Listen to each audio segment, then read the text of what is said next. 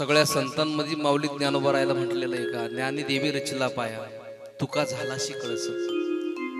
जगद्गुरु तुकोबाराय कळसस्थानी त्यांनी कळस केला असं म्हणता येईल. नाथबाबा म्हणजे खांब म्हटलेले या संप्रदायाचे. आणि माझे संत शिरोमणी सावता महाराज म्हणजे भक्ती कसं करावं हे सावता महाराजांनी सांगितलं. कामामध्ये काम तुम्ही म्हणा राम राम. अरे सावता महाराजांनी प्रत्येक भाजीमध्ये भगवान परमात्म्याला बघितलंय. कांद्यामध्ये भगवान परमात्मा. कांदा मुळा भाजी अवघी विठाबाई माझी. कांदा मुळा भाजी अवघी विठाबाई माझी. कांदा मुळा भाजी अवघी विठाबाई माझी. कांदा मुळा भाजी अवघी विठाबाई माझी. कांदा मुळा भाजी अवघी विठाबाई माझी. कांदा मुळा भाजी अवघी विठाबाई माझी. कांदा मुळा भाजी अवघी विठाबाई माझी. कांदा मुळा भाजी अवघी विठाबाई माझी. लसूण मिरची कोथिंबिरी अवघा झाला माझा. लसूण मिरची कोथिंबिरी अवघा झाला माझा. अवघा झाला माझा हरी. कांदा मुळा भाजी अवघी विठाबाई माझी. कांदा मुळा भाजी अवघी विठाबाई माझी. कांदा मुळा भाजी अवघी विठाबाई माझी. कांदा मुळा भाजी अवघी विठाबाई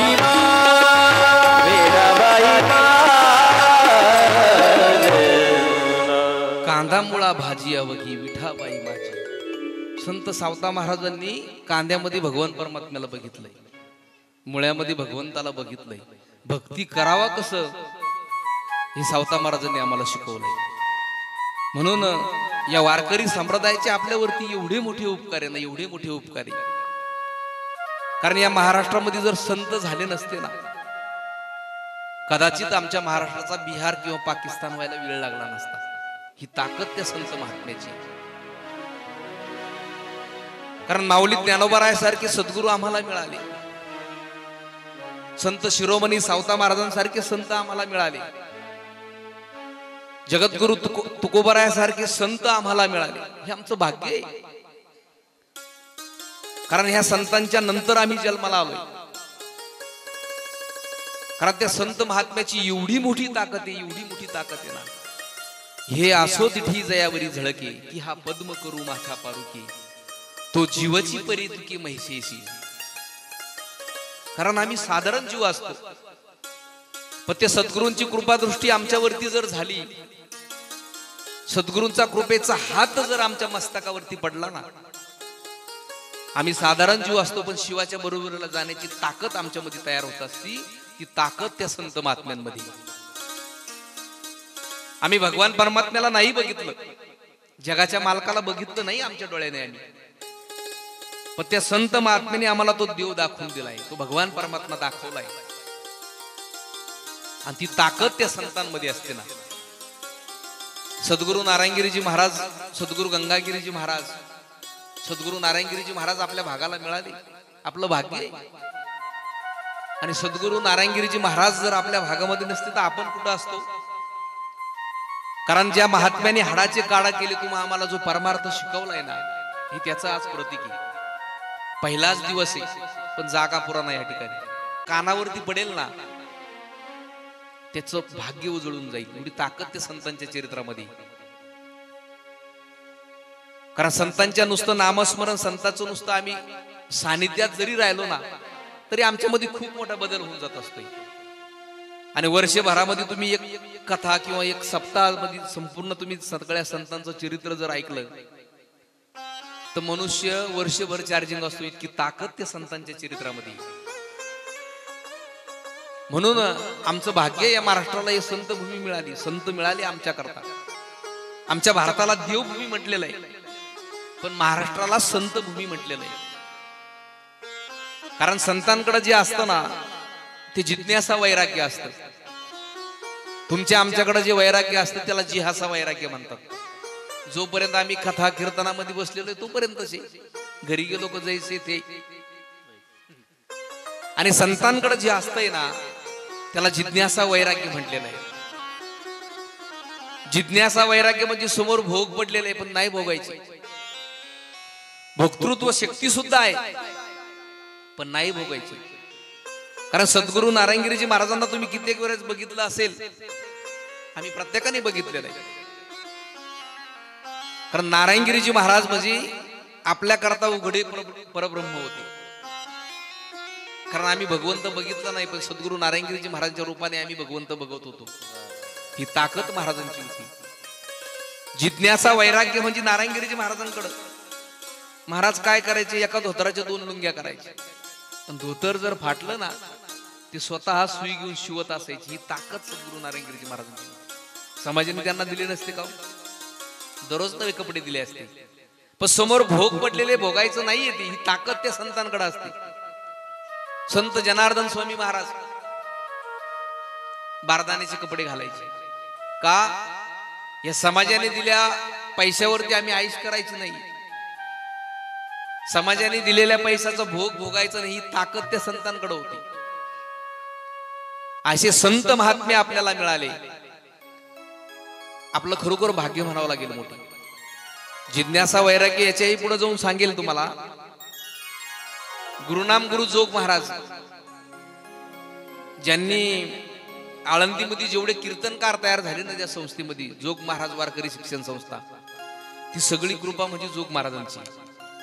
आणि जोग महाराजांची गुरु म्हणजे आपले सद्गुरु गंगागिरीजी महाराज. आपल्या महाराष्ट्राचं आपलं खूप मोठं भाग्य आहे. आपल्या परिसराचं सद्गुरु गंगागिरीजी महाराज म्हणजे जोग महाराजांची गुरु आहे.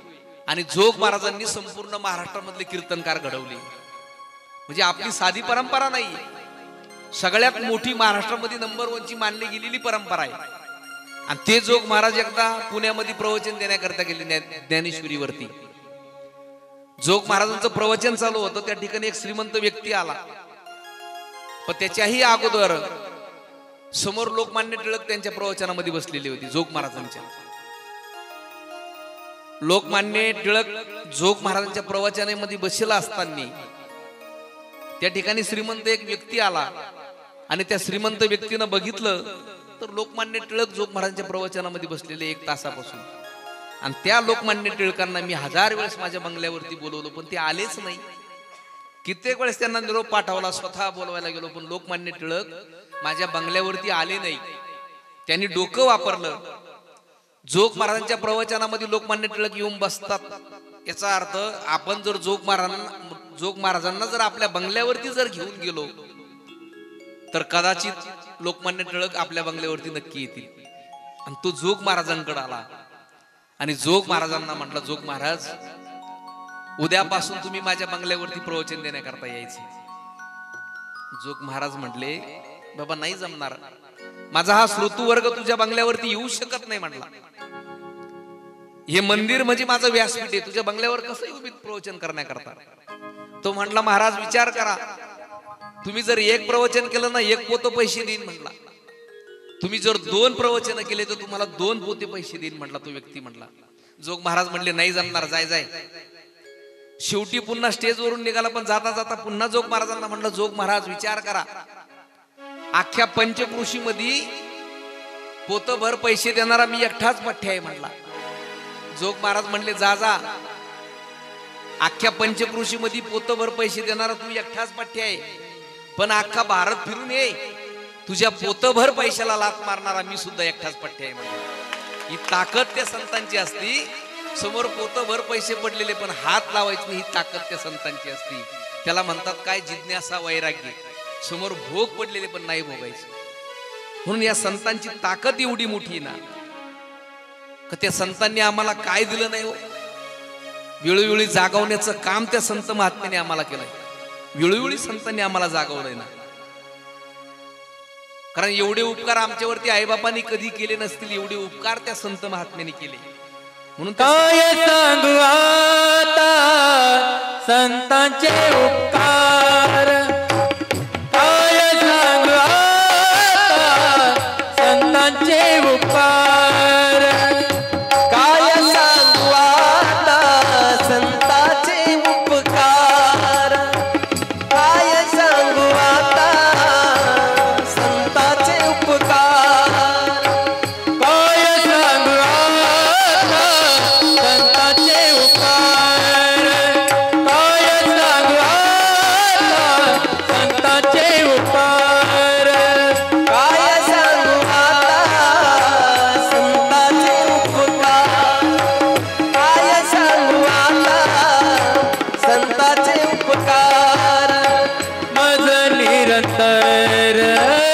जागविती मज निरंतर जागविती काय देऊयासी भावे उतराई काय देऊयासी भावे उतराई काय देऊ त्याची व्हावे उतराई काय देऊ त्याची व्हावे उतराई भावे उतराई व्हावे उतराई काय सांगू आता संतांचे उपकार मज निरंतर जागविती. कारण संत अवताराला येतात म्हणजे कशा करता येतात? उद्धारा या जन जड जीवा. तुमचा आमचा उद्धार करण्याकरता संत जन्माला येत असतात. कारण भगवान परमात्मा अवतार घेतो. भगवंत अवतार कधी घेतोय? ज्या वेळेस या जगतामध्ये पाप वाढेल, या पृथ्वीवरती पाप जास्त वाढलं की त्यावेळेस जगाचा मालक जन्म घेत असतोय. पण संत अवतार कधी घेत असतात? अडाणी समाज तुमचा आमचा उद्धार करण्याकरता संत महात्मे अवतार धारण करत असतात. माऊली ज्ञानोबारायने जे आम्हाला दिलंय ना, खरोखर खूप मोठी शिदोरी आमच्या करता. कारण जुन्या काळामध्ये संस्कृत मधला तो अर्थ कोणाला कळत नव्हता गीतेचा, आणि माऊली ज्ञानोबारायने आम्हाला सगळ्यात सोपी ती गीता करून दिली. कारण ज्ञानेश्वरीच्या 9000 वव्या माझ्या माऊली ज्ञानोबारायने तुमच्या आमचा करता दिलाय. ही ताकद त्या संतांची. कैवल्याचा पुतळा प्रगटला भोतळा कैवल्याचा पुतळा प्रगटला भोतळा कैवल्याचा पुतळा प्रगटल भूतळा कैवल्याचा पुतळा प्रगटल भूतळा चैतन्याचा जिव्हाळा ज्ञानोबा माझा ज्ञानोबा माझा ज्ञानोबा माझा ज्ञानोबा माझा ज्ञानोबा माझा ज्ञानोबा माझा ज्ञानोबा माझा साधकाचा मायवा दर्शन हरेता साधकाचा मायवा दर्शन हरेता साधकाचा माय बाप दर्शन हरिता साधकाचा माय बाप दर्शन हरिता कैवल्याचा पुतळा आणि ते माऊली ज्ञानोबाराया त्यांनी तुमच्या आमच्या करता जी ज्ञानेश्वरी दिली. कारण मूर्खाची संगत अधपतनाला नेत असते, वेड्याची संगत दुःख देत असते, आणि संतांची संगत भगवंताची प्राप्ती करून देत असते. मूर्खाच्या संगतीमध्ये आपण जर राहिलो तर आम्ही अधपतनाला जातोय, आणि वेड्याची संगत जर केली तर दुःख माणसाला प्राप्त करावं लागतं. आणि संतांच्या संगतीमध्ये जर आम्ही राहिलो तर आम्हाला भगवंताची प्राप्ती होत असते. वाल्ल्या कोळी माहित असेल तुम्हाला? वाल्ल्या कोळी म्हणजे कित्येक माणसं मारायचा. एक माणूस मारला का एक खडा राजनामध्ये टाकायचा. असे ते वाल्ल्या कोळ्याने 7 राजनं भरवली होती. किती? 7 राजनं भरवली होती. पण त्या वाल्ल्या कोळ्याचं प्रारब्ध बदललंय, आणि माणसाचं प्रारब्ध जर एकदा बदललं ना, संतांची भेट होत असते. आणि त्या वाल्ल्या कोळ्याला नारद महर्षी भेटण्याकरता गेले. नारदजी समोरच बघितले वाल्ल्या कोळ्याने, आणि त्यांनी लांबूनच कुऱ्हाड उगारली नारद महर्षीवर. नारदजी म्हणले, वाल्ल्या कोळ्या तू मारणारे मला माहिती आहे, तू मला मार, पण माझा एक शब्द तर ऐकून घे ना, तुझ्या जीवनाचं कल्याण होईल म्हटले. शेवटी तो ऐकण्याच्या मनस्थितीत नव्हता वाल्ल्या कोळी. नारदजी म्हटले, तू मला मारणारे मला माहिती, तू मार, पण माझा एक शब्द तर ऐकून तर घे. तो म्हटला, बोला काय? मला वेळ नाही म्हटले, सांगा लवकर.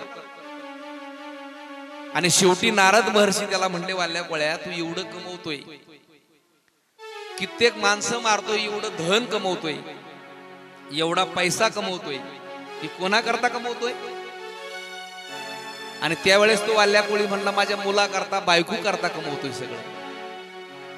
आणि मग नारद महर्षी त्याला म्हणले, अरे बाबा तू इतकं पाप करतोय, माणसं मारतो म्हणजे हे पापच करतोय ना, लोकांचं धन लुबाडतो म्हणजे पाप करतोय ना, तू हे सगळं पाप करतोय. मग या पापामध्ये तुझे बायको मुलं अर्धे सहभागी होतील का? तो म्हटला, का होणार नाही? आणि नारद महर्षी त्याला म्हणले, तू एक काम कर, मी इथंच थांबतो म्हटले, मी कुठेही जाणार नाही, तुझ्या बायको मुलांना तू विचारून हे म्हटले, जा घरी. आणि वाल्या कोळी घरी गेला, बायकोला आवाज दिला, म्हणला, बायको बाहेर आल्याबरोबर तिला विचारलं, का रे मी एवढं धन कमवतो, एवढे माणसं मारतोय, एवढं मी जे पाप करतोय ना, या पापामध्ये तू सहभागी होशील का?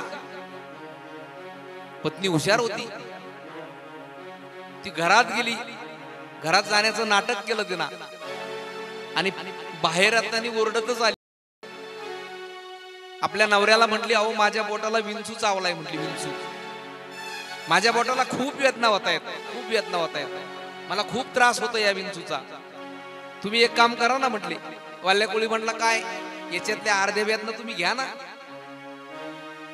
वाल्या कोळी म्हणजे, तू मूर्ख आहे का रे, तुला विंचू चावलाय, तुझ्या अर्ध्या वेदना मला कशा घेता येणार आहे? आणि त्यावेळेस मग पत्नी म्हटली, तुम्ही केलेलं पाप त्याच्यातलं अर्ध मला कसं घेता येणार आहे सांगा? तुम्ही केलंय ना, तुम्ही भोगा, तुम्ही माझ्या बरोबर लग्न केलंय, तुम्ही मला लग्न करून मला तुमच्या घरी आणलंय, हे पाप तुम्ही करताय ना, मग तुम्हालाच भोगावा लागणार आहे, चुकणार नाहीये. आणि मग वाल्या कोळ्याची झांज उतरली, मग डोकं चक्कर यायला लागले, अरे बाप, एवढं हे करतोय पाप, कोणासाठी करत होतो? बायको मुलासाठी करतो, पण पत्नी म्हटली याच्यात अर्धवट सहभागी आम्ही होणार नाही. आणि मग तो वाल्या कोळी नारद महर्षीकडे पळत सुटलाय, आणि गेल्याबरोबर नारद महर्षीच्या चरणावरती आपलं मस्तक ठेवलं त्या वाल्या कोळ्याने.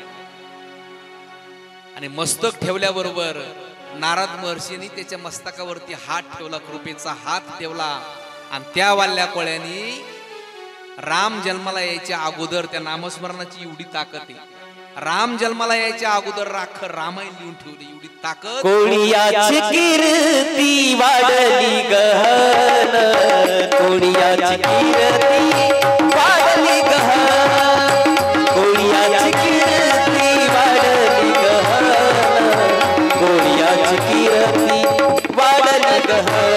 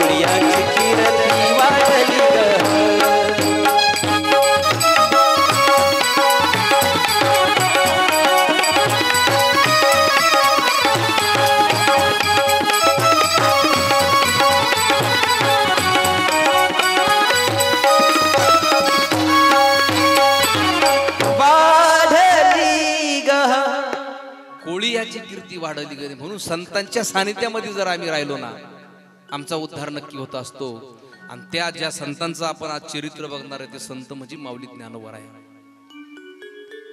कारण माऊली ज्ञानोबरायने जे अलौकिक कार्य केलंय ना, ज्यांच्या पोटी जन्म माझ्या माऊली ज्ञानोबरायाने घेतला ना, ते धन्य माता पिता तयाची. कारण संत कोणाच्याही पोटी जन्माला येत नसतात. आपल्याच महाराष्ट्रामध्ये संभाजीनगर जिल्हा पैठण तालुका येतो, ते आप्पेगाव या ठिकाणी माझ्या माऊली ज्ञानोबारायाने कुलकर्णी कुटुंबामध्ये जन्म घेतलाय.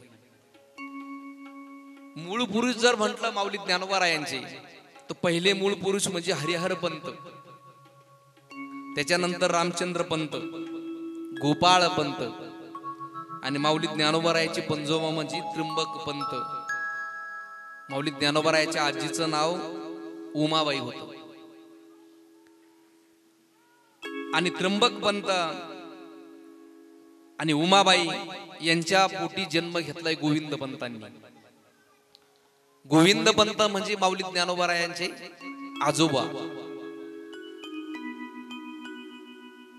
छोटे खेडे आपेगाव म्हणजे त्या जुन्या काळातली हलाखीची परिस्थिती. माता वर्गांना म्हणा आपल्या लेकरांना गप्प करा. आपेगाव मध्ये गोविंद पंतांनी जन्म घेतला आणि माऊली ज्ञानोबारायाची आजी म्हणजे निराई. आयुष्यभर त्या गोविंद पंतांनी निराई नाही ते भगवान परमात्म्याची भक्ती केली. पंढरीची वारी कधी आमच्या निराईनं चुकू दिली नाही. पण हलाकीचं जीवन जगत असताना गोविंद पंत आणि निराई यांना वयाच्या 55 वर्षानंतर मुलगा झालाय.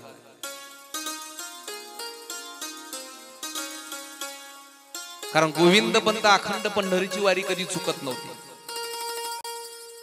आणि आमच्या निराईची भक्ती म्हणजे गायत्री मातेची भक्ती होती. अखंड गायत्री मातेची भक्ती करत असायच्या. पण त्या भगवान परमात्म्याने त्यांच्या झोळीमध्ये 55 वर्षानंतर मुलगा दिलाय आणि तो मुलगा म्हणजे विठ्ठल पंत.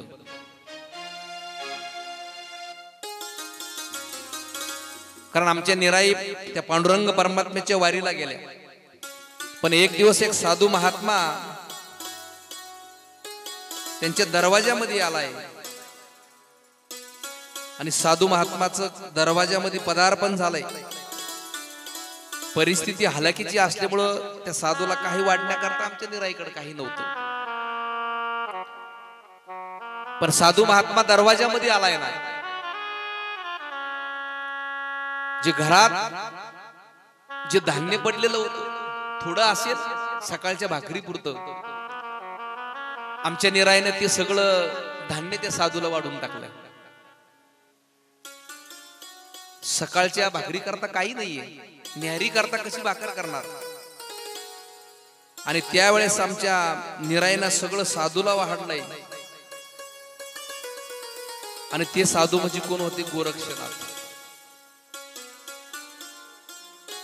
त्यांना कळलंय की यांच्या पोटी काही संतान नाहीये आणि त्यावेळेस गोरक्षनाथांनी भस्म आमच्या निराईला तो भस्म दिलाय आणि तो भस्म दिल्याबरोबर आमच्या निराई साहेब गर्भवती राहिल्या. त्या भगवान परमात्म्याची कृपा झाली आणि 55 वर्षानंतर म्हातारपणी विठ्ठल पंतांचा जन्म झाला. आणि विठ्ठल पंतांचा जन्म झालाय. नाथाची कृपा, पांडुरंग परमात्म्याची कृपा त्यांच्यावरती होती आणि विठ्ठल पंत जन्माला आले. पण विठ्ठल पंत म्हणजे भक्ती 9 मास भरले पूर्ण दिवस, आले वैराग्य डोळस मूर्तिमंत. वैराग्यवान विठ्ठल पंत होते. कारण त्यांच्याकडे पाहिला तो समाधानी चेहरा जर आम्ही बघितला तर माणसाला ऑटोमॅटिक समाधान वाटायचं. विठ्ठल आवडी ठेविले नाव, निराईस प्रेमे गहिनी नाथ. भक्ती 9 मास भरले पूर्ण दिवस, आले वैराग्य डोळस मतिमंत. आणि जो गोरक्षनाथाने जो प्रसाद दिला होता भस्म, त्याच्यावरती विठ्ठल पंत जन्माला आले. पण कसा मुलगा जन्माला येईल? कारण त्या मुलावरती जर चांगले विचार आम्ही दिले, कारण आमच्या हिंदू धर्मामध्ये पद्धत आहे का हिंदू धर्मामध्ये आमच्या गर्भावरती सुद्धा संस्कार केले जातात. करतात का नाही? करतात ना. कारण गर्भामध्ये जे लेकरू असताना, महिला मंडळांना मी पहिल्यांदा सांगेल का आपल्या गर्भामध्ये लेकरू असताना आम्ही त्यावेळेस पिक्चर नाही बघितला पाहिजे, सिरियल नाही बघितली पाहिजे. कारण जेवढा वेळ आम्हाला त्या नामस्मरणामध्ये देता येईल ना तेवढा वेळ दिला पाहिजे. माऊली ज्ञानेश्वर महाराजांच्या ज्ञानेश्वरीचं आम्ही वाचन केलं पाहिजे. वाचायचे काय अडचण नाही. बसता वेळ जास्त वेळ नाही, बसता आला तर 4 वह्या वाचायच्या, 5 वह्या वाचायच्या, पण दररोज त्या ज्ञानेश्वरीचं वाचन करा. जगद्गुरु तुकोबरायच्या गाथ्याचं वाचन करा. आणि ज्यांना वाचता येत नाही त्यांनी फक्त माळ घ्यायची, माळ हातात घ्यायची, तर रामकृष्ण हरी रामकृष्ण हरी फक्त जपत असायचं. अखंड त्या भगवंताचं नामस्मरण करा. कारण हिंदू धर्मामध्ये पद्धत आहे, गर्भावरती जर आम्ही संस्कार जर केले ना, तो जन्माला येणारा मुलगा साधा जन्माला येत नाही, महात्मा म्हणून जन्माला येत असतो. ही ताकद त्या संस्काराची. आमच्यावरती हिंदू धर्मामध्ये 16 संस्कार केले जातात. आता 16 संस्कार तुम्हाला नंतर सांगेल, कारण तो पसारा खूप लांबेल सांगायला जर गेला. क्रिया नावाचा त्याच्यामधला संस्कार आहे. क्रियामध्येच आमच्या गर्भावरती पारमार्थिक संस्कार आम्ही केले पाहिजे त्या क्रिया नावाच्या संस्कारावर. आणि मग बघा त्या जन्माला येणाऱ्या लेकराची ताकद कसा जन्माला येतोय. कारण आज तुम्हाला आत्ताचं उदाहरण सांगतो, कलियुगामधलं उदाहरण. आजही आळंदीमध्ये सोहम नावाचा मुलगा ऐकला असेल तुम्ही. सोहम नाव आहे त्या मुलाचं. 9च वर्षाचं ते लेकरू आहे. त्याच्या संपूर्ण ज्ञानेश्वरी पाठी 9000 वया ज्ञानेश्वरीच्या पाठी त्या मुलाच्या. आजही तुम्ही युट्यूब याला सर्च करा, सापडेल तुम्हाला. ज्ञानेश्वरी संपूर्ण पाठ आहे त्या मुलाच्या. किती वर्षाचा आहे? 9च वर्षाचं लेकरू आहे ते. मग हे प्रतीक कशाचं आहे हो? त्याची आम्ही जुनी संपूर्ण पीठिका बघितली, त्याच्या आईवडिलाची भेट घेतली, त्याच्या आईनं सांगितलेलं उत्तर इतकं गोड आहे. त्या सोहम नावाच्या मुलाची आई म्हटली, ज्या वेळेस तो सोहम माझ्या पोटात होता ना, गर्भामध्ये होता ना, त्यावेळेस मी ज्ञानेश्वरीचे 108 पारायण केले होते. किती? 108 पारायण ज्ञानेश्वरीचे त्याच्या आईना केले होते. म्हणून त्या सोहम नावाच्या मुलाच्या संपूर्ण ज्ञानेश्वरी मुखोद्गती 9000 वया ज्ञानेश्वरीच्या पाठी. ही ताकद कशाची? त्या ज्ञानेश्वरीची ताकद. गीता भागवत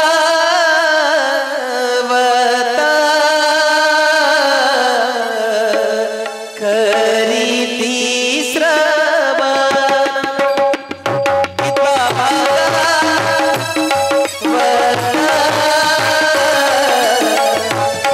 करीती श्रवण.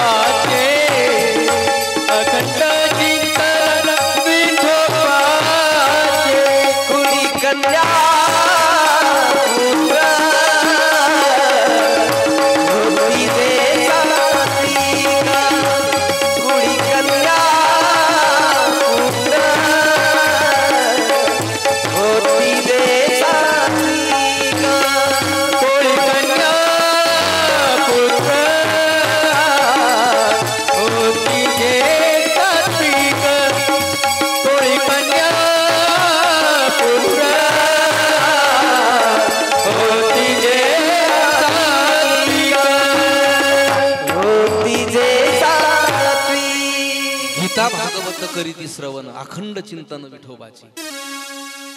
मग आम्ही जर आमच्या मुलावरती चांगले जर संस्कार केले ना, ते कधीच वाया जाणार नाही.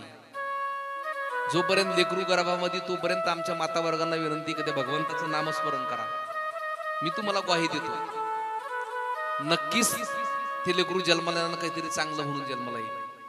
समाजाच्या कार्यामध्ये कर्तृत्ववान तरी असेल, एक त्याच्या जीवनामध्ये वेगळं नाव कमवेल, एवढी तुम्हाला ग्वाही देतो. कारण त्या संतांच्या शब्दावरती तेवढा आमचा विश्वास आहे, म्हणून ही ग्वाही आम्ही तुम्हाला देतोय. आणि मग विठ्ठलपंत जन्माला आले असतील, कशी जन्माला आले असतील? अखंड त्या भगवंताच्या नामस्मरणामध्ये विठ्ठलपंत असायचे. सकाळी उठले का पहाटीच मंदिरामध्ये 4 वाजता हजर असायचे आणि ते माझ्या भगवान परमात्म्याची काकड्याला सुरुवात असायची त्यांची. उठा जागे व्हारे आता, स्मरण करा पंढरीनाथा. माझ्या भगवान परमात्म्याचं अखंड भजन करायचे. पण विठ्ठलपंतांना इतके रममान झाले होते त्या भगवंताच्या भक्तीमध्ये, एवढे रममान झाले होते का त्यांचं कशामध्येच मन लागत नव्हतं. अखंड ते भगवंताची भक्ती करावं असं वाटायची. आणि विठ्ठलपंतांना वाटायचं की मला तीर्थयात्रेला जायची त्यांची इच्छा झाली. संसारामध्ये मन लागत नव्हतं विठ्ठलपंतांचं. पण एकुलता एक मुलगा आहे गोविंदपंत आणि निराई. परिस्थिती नाजूक, वय झालं होतं त्यांचं आणि त्यांना म्हातारपणी विठ्ठलपंत जन्माला आले होते. आणि विठ्ठलपंत 7 वर्षाचे झाले, त्यांची मुंज झाली. आणि मुंज झाल्यावरती विठ्ठलपंत सारखा मनात विचार करायचे. गोविंदपंतांना विचारलं, आईला विचारलं, आई मला तीर्थयात्रेला जायचंय ग, जाऊ का? आई म्हणली आम्ही म्हातारा झालो रे, आमचं वय झालं आता, तुझ्या बाबाला दिवसभर कष्ट करावं लागतात. कारण त्या काळामध्ये दुष्काळ जास्त पडायचा, घरात धान्य खायला व्यवस्थित नव्हतं, परिस्थिती बिकट होती. पण विठ्ठलपंतांना सारखं वाटायचं का भगवंताची भक्ती करत असावं, संसार नकोय. इतकं वेळ त्या भक्तीचं लागलं होतं, इतकं वेळ त्या भक्तीचं लागलं होतं विठ्ठलपंतांना. सारखं वाटायचं तीर्थयात्रेकरता निघून जावा. पण गोविंदपंत परवानगी देत नव्हते, आई निराई परवानगी देत नव्हती.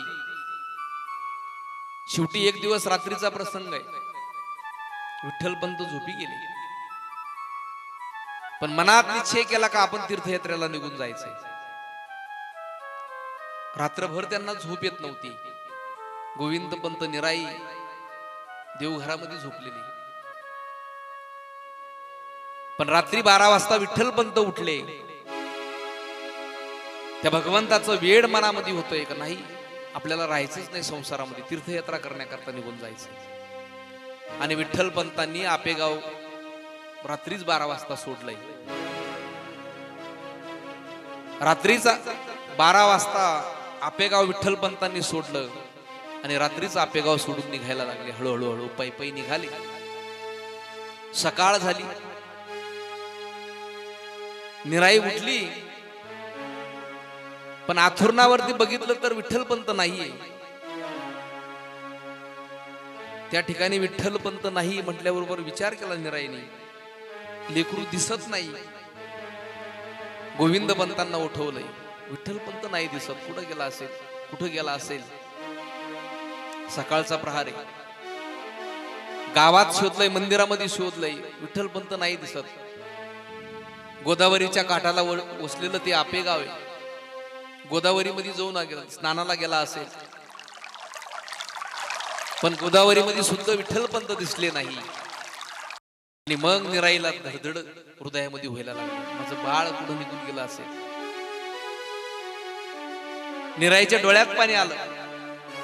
ज्या भगवान परमात्म्याने म्हातारपणी जो प्रसाद दिला ना, तोही आज निघून गेलाय कुठंतरी. आमचं कसं होणार, आमचा सांभाळ कोण करणार, ते निराईला वाटायला लागलं. आणि निराई ढायमुकडून रडायला लागल्या. गोविंदपंत म्हणले, निराई काळजी करू नको, मी शोधून आणतोय त्याला. आणि गोविंदपंत पैठणच्या दिशेनं निघाले विठ्ठलपंतांचा शोध घेण्याकरता. नाही सापडले.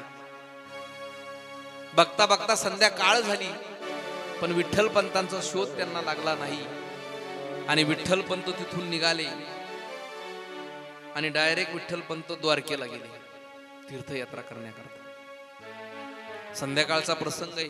गोविंदपंत पुन्हा गावाकडे निघाले. गावाच्या कडाला असणारी ती रस्त्याची पांदी, त्या रस्त्यातून विठ्ठलपंत चालू होते, गोविंदपंत चालले होते घराकडे. सकाळपासून अन्नाचा घास नाही खाल्लेली आमची निराई दरवाजामध्ये बसलेली. माझं बाळ येईल त्याच्याकरता स्वयंपाक बनवून ठेवलाय. स्वतः मात्र घास सुद्धा आमच्या निराईनं खाल्ला नाही. का तर गोविंद पंत विठ्ठल माझा घरी येत नाही ना. आणि निराईनं दरवाजावरून बघितलं का एकटीच गोविंद पंत येत आहेत. अजूनच निराई रडायला लागली. विचारलं, धनी सापडला माझा विठ्ठल? गोविंद पंत म्हटले, नाही ग निराई, दिवसभर बघितलं, मला नाही सापडला, नाही सापडला. आणि निराईना संध्याकाळचं भोजन सुद्धा केलं नाही. तशाच ते भोजन बाजूला लुटून गेलं, झोपायला निघून गेले. लेकरू निघून गेल्याचं दुःख एवढं निराईला झालं होतं. दोघं पती पत्नी रडायला लागले. इकडं विठ्ठल पंत तीर्थयात्रा करण्यासाठी द्वारकेला निघाले. द्वारका करून सुदामपुरीला गेले. त्याच्यानंतर भालुका तीर्थ या ठिकाणी विठ्ठल पंत त्या तीर्थावरती दर्शना करता गेले. भालुका तीर्थ मध्ये ज्या ठिकाणी देवाने आपला अवतार कार्य संपवलं होतं ते ठिकाण भालुका तीर्थ. त्याच्यानंतर विठ्ठल पंत संगम या ठिकाणी गेले, ज्या ठिकाणी सरस्वती आणि इराणा कपिला या 3 महानद्यांचा संगम. त्या संगमावरती विठ्ठल पंत तीर्थयात्रेला गेले. तिथलं दर्शन घेतलं. अलाहाबादला आले. त्रिवेणी संगम गंगा यमुना सरस्वतीचं दर्शना करता त्या तीर्थ ठिकाणी आले. नंतर सोरटी सोमनाथांना गेले. त्या ज्योतिर्लिंगाचं दर्शन घेतलं. आणि त्याच्यानंतर सप्तशृंगी गड वणीला आले विठ्ठल पंत. बराचसा काळ त्यांच्यामध्ये 1-2 वर्षे असे तीर्थ करत करत लोटत गेले असते. त्याच्यानंतर नाशिक पंचवटीमध्ये आले. भगवान श्री रामचंद्र प्रभूंच्या पादस्पर्शीने पावन झालेली भूमी ती नाशिक पंचवटीमध्ये त्या ठिकाणी आले. आणि त्यानंतर भीमाशंकर आणि भीमाशंकर वरून विठ्ठल पंत ज्या वेळेस आळंदीमध्ये आले, त्यांना तसंच पुढे पंढरपूर या तीर्थयात्रा करायच्या होत्या. आणि आळंदीमध्ये आल्यावरती विठ्ठल पंत सिद्धेश्वराच्या दर्शनाला इंद्रायणीच्या काठावरती सिद्धेश्वराचं मंदिर आहे. रात्रीचा प्रहार विठ्ठल पंत आले, सिद्धेश्वराच्या मंदिरामध्ये झोपले.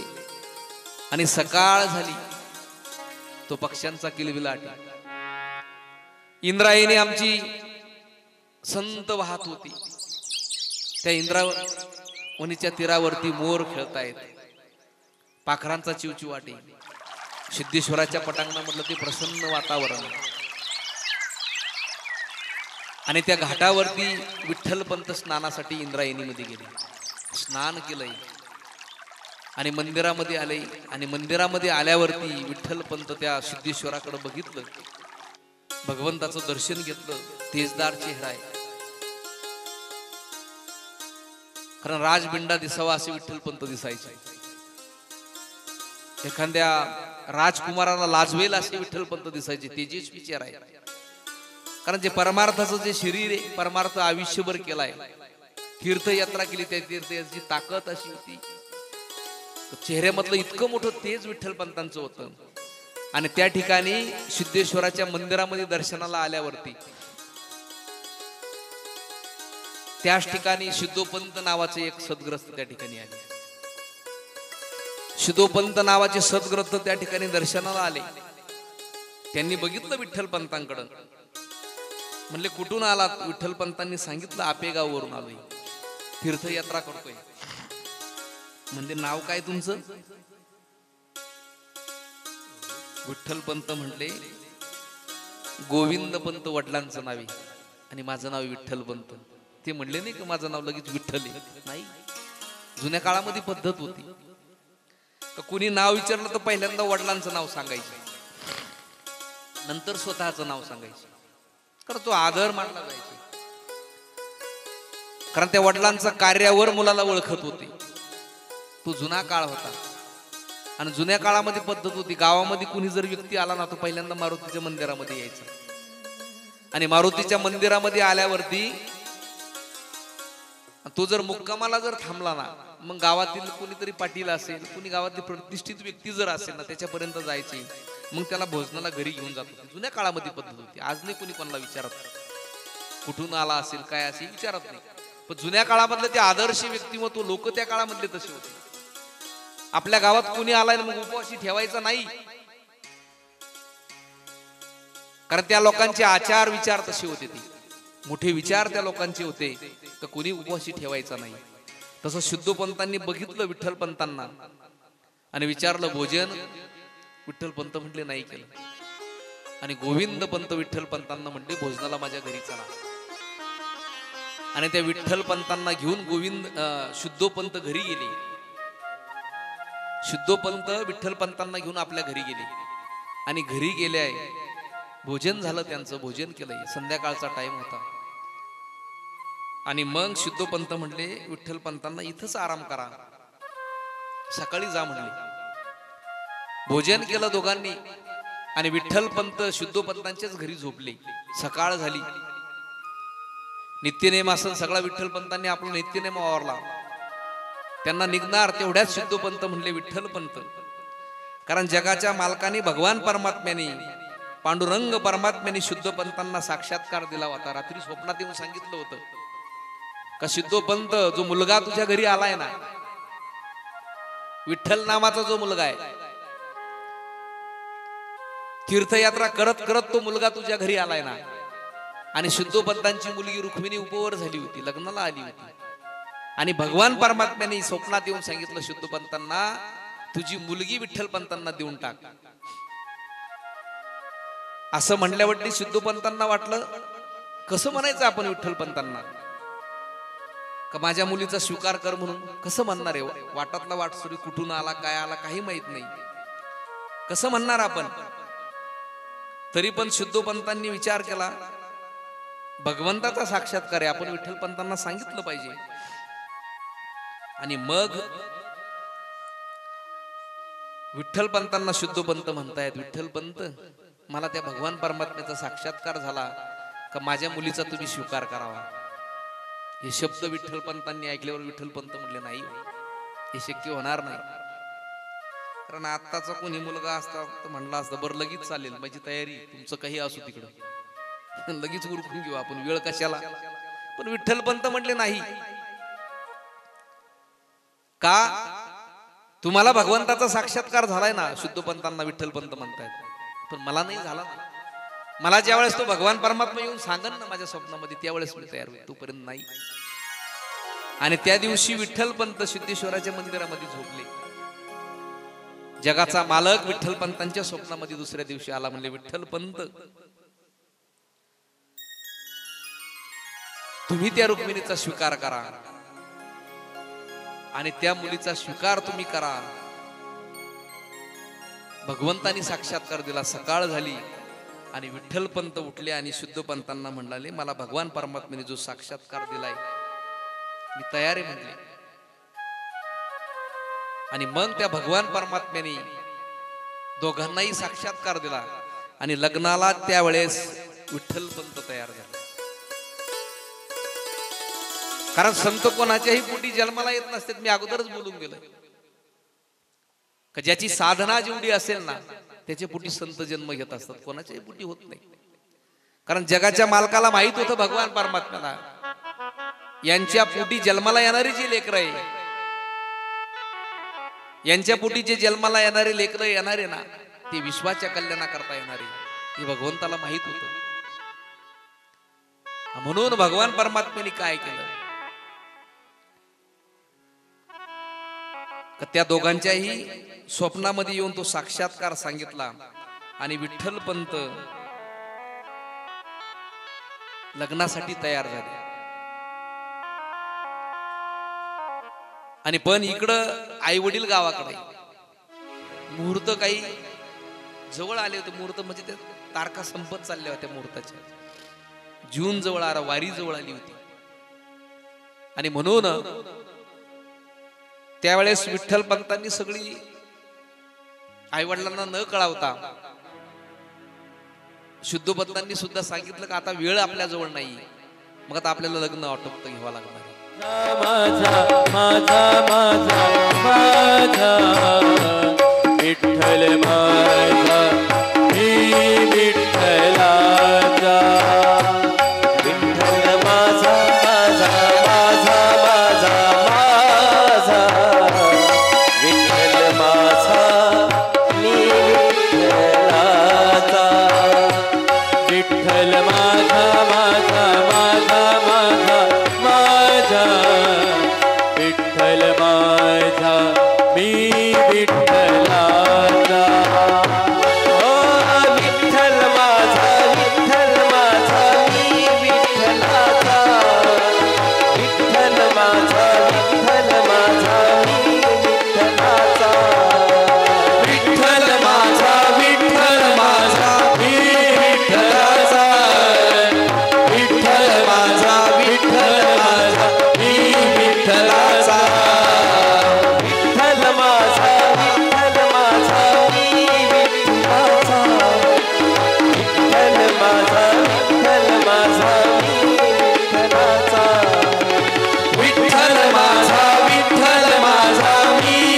विठ्ठलाचा विठ्ठल माझा विठ्ठल माझा मी विठ्ठलाचा माझा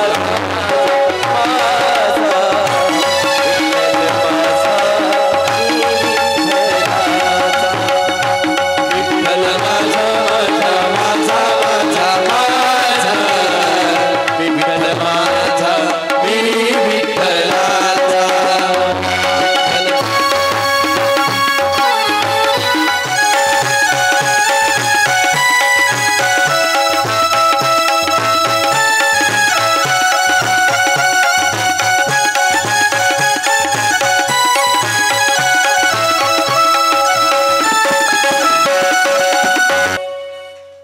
आता मुलं मुलींना घेऊन या मला लवकर,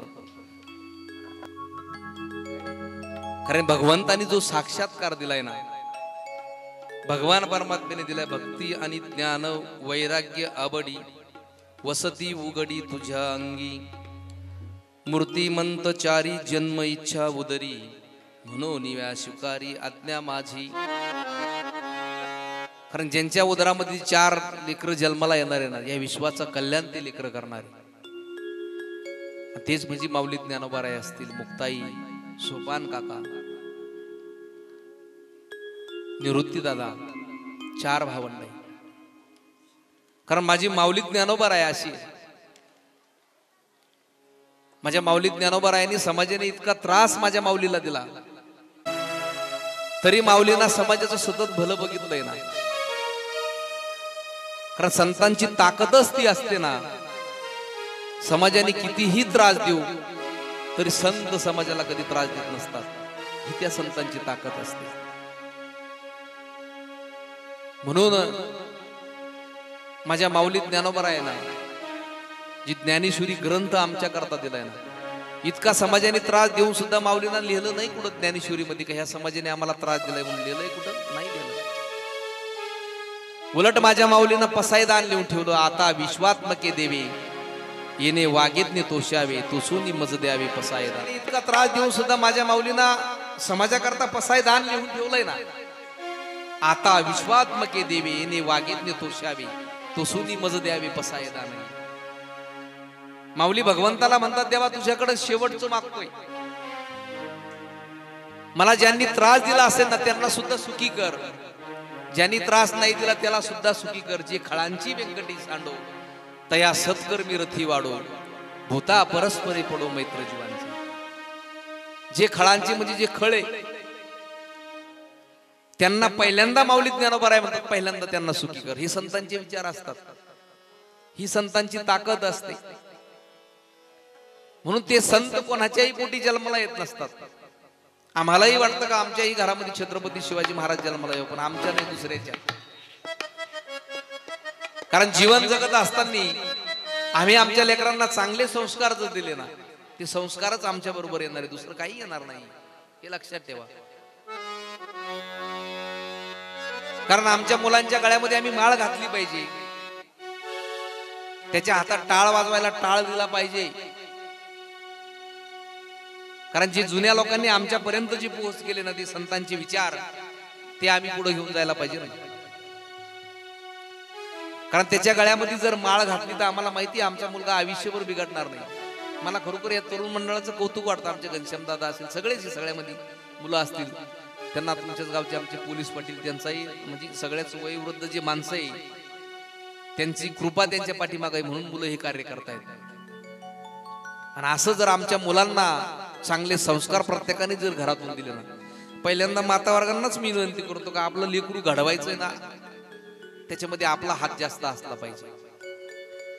कारण माझ्या छत्रपती शिवाजी महाराजांना घडवण्याचं काम एका आई साहेबांनी केलं, जिजाई आई साहेबांनी. आणि मुलगा जर घडवायचा असेल तर आमच्या आईच्या हातात सगळ्यात जास्त असते. कारण आदिशक्ती आहे, आणि त्या आदिशक्तीमध्ये एवढी ताकद असते ना, तिच्या जर डोक्यात आलं मुलाला कलेक्टर करायचं तर करू शकते ना. तिच्या जर डोक्यात आलं मुलाला क्लास 1 अधिकारी करायचं, करू शकते ना. म्हणून तुलसीदासजी महाराज, एकदा तुलसीदासजी महाराज बागेमध्ये फुलं आणण्याकरता गेले. घरी येऊन बघितलं तर त्यांची पत्नी माहेराला निघून गेली होती, तुळशीदासजी महाराजांची. सुस्वागतम महाराज, सुस्वागतम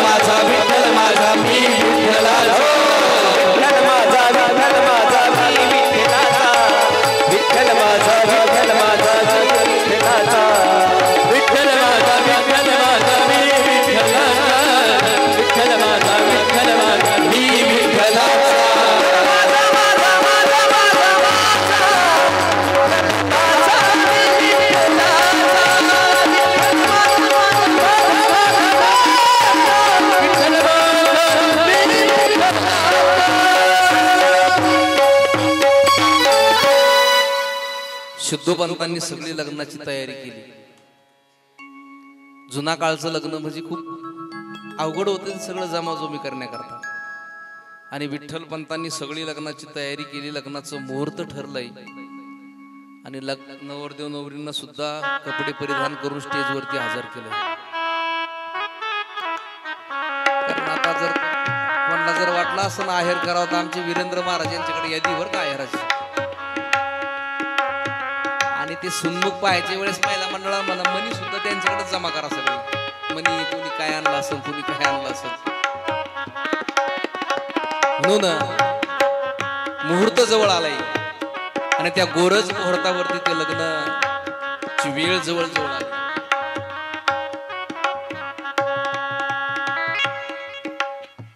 आणि त्या लग्नाकरता इंद्रादी देव सगळे वरून फुलं टाकत होते. कारण वरून फुलं टाकण्याचं काम चालू होतंय. कारण लग्न कोणाचं होतं हो, ज्यांच्या पोटी विश्वाचं कल्याण करणारे माऊली ज्ञानोबा या जन्माला येणारे, निवृत्ती दादा जन्माला येणारे, सोपान काका जन्माला येणारे, आदिशक्ती मुक्ताईचा जन्म त्यांच्या पोटी होणारे आणि त्यांच्या आई वडिलांचा तो लग्न सोहळा होता. म्हणून जगाचा मालक सुद्धा भगवान परमात्मा तो लग्न सोहळा बघण्याकरता आलेले होते. आता आपण सर्वांनी अक्षता आपल्या आपल्या हातात आहे असं समजा वाटल्या का काही श्री असं नको. गणनाय गजमुखं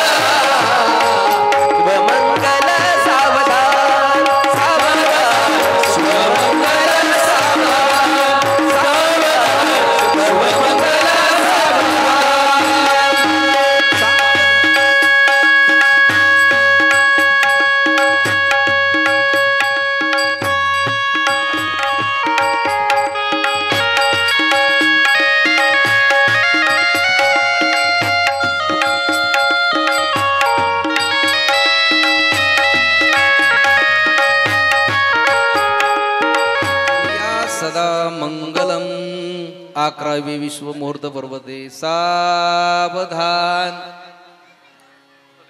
शिवमुहूर्त सावधान वराडी सावचित्त सावधान वाजंत्री सावचित्त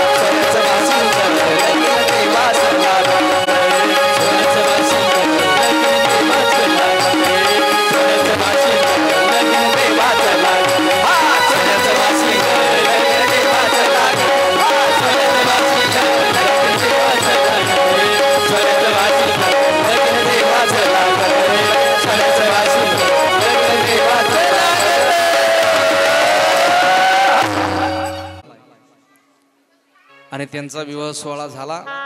आता आजची कथा याच ठिकाणी विराम घेत आहे, विश्राम करत आहे. कोणीही बोलू नका प्लीज, मुलांनो शांत बसा.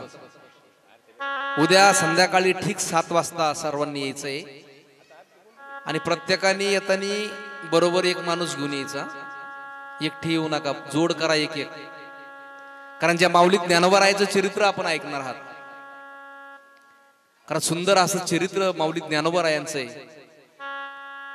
ते शब्द आपल्या कानावरती जर पडले तर नक्कीच आपला उद्धार होईल हे लक्षात ठेवा.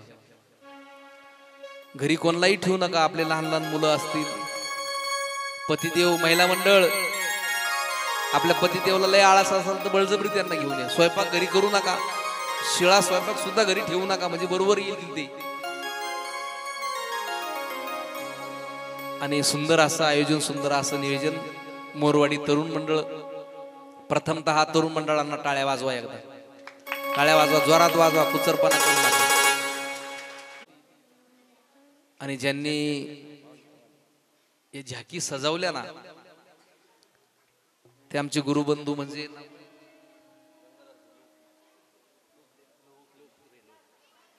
आमचे गंगाधर भाऊ लोकरे.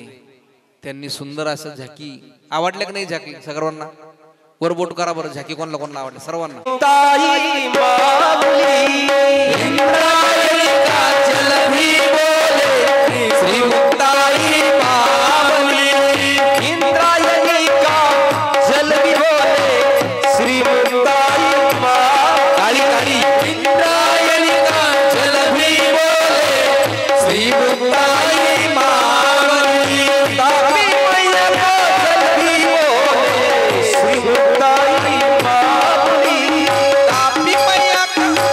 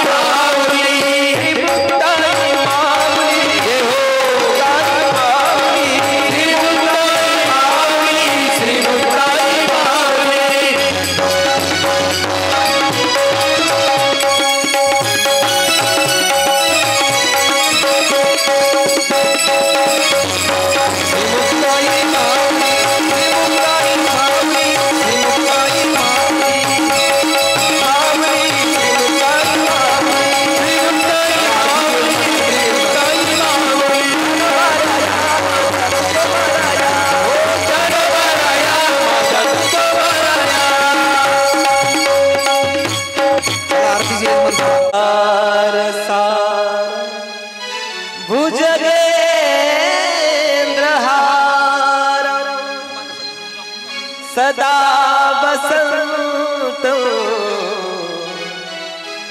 सर्वांनी जागेवरती उभे राहा. सर्वांनी जागेवरती उभे राहा आरतीला. चला उभे राहा. सहित नमामि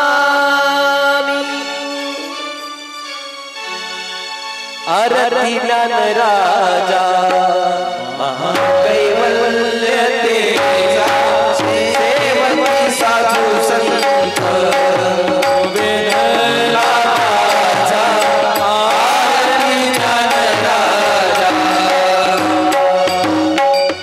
आरती राजा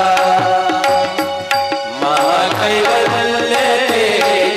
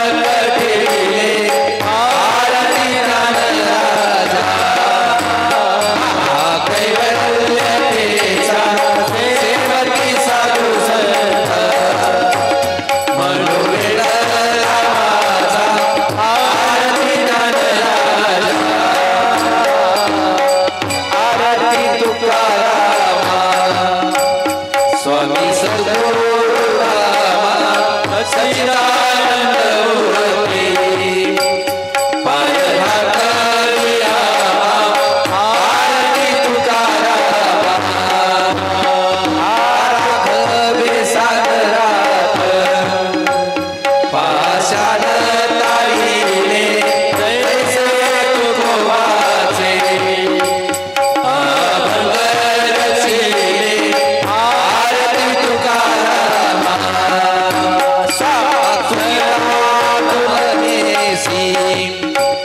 ब्रह्म तुका सियारे मनोई रामेश्वर चरणी मस्तक ठेवले आरती तुकाराम सद्गुरु धामा सच्चिदानंद मूर्ती पाय घातलिया आरती तुकाराम